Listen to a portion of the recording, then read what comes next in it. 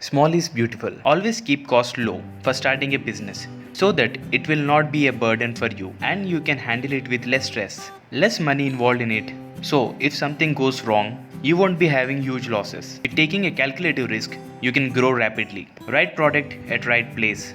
In a marathon, participants will not buy donuts. Selling a right product at right place matters a lot. So always analyze the market and then launch the product according to the market. Know your customer.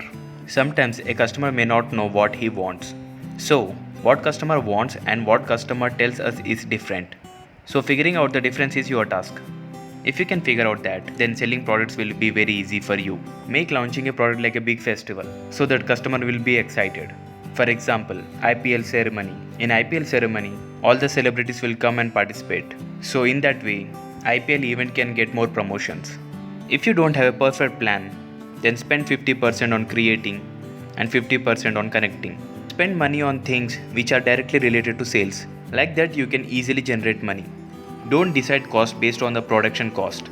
You can keep a price based on efforts. Usually, we calculate product worth with the efforts we are giving for and time and cost for the product. But keeping by benefits it gives will work better. For example, always have a plan to bring existing customer back again and again, like a subscription plan. In this way, every month you can generate income, which can come from existing customer as well. And if new customers start using your service, then they will also come back again and again. For example, Netflix. In Netflix, you will pay for subscription for every month or year. And if new customer comes, they will also join and they will also pay again and again. Always stay connected to your employees. They generate revenue for you and they work for your company. Do not be the boss and do not have the boss. Always respect employees' opinion. Treat them equal. In that way, they will also feel like they are working in their own company. Treat your customer as a partner because they also contribute in your business. Always try to give better product so that customer will be satisfied. In this way, your brand value also increases. If you are selling X product, then teach about Y and make money out of it. For example, in Australia, there is a restaurant where they run their restaurant 7 days a week. And in weekends, in the afternoon, they also organize cooking classes.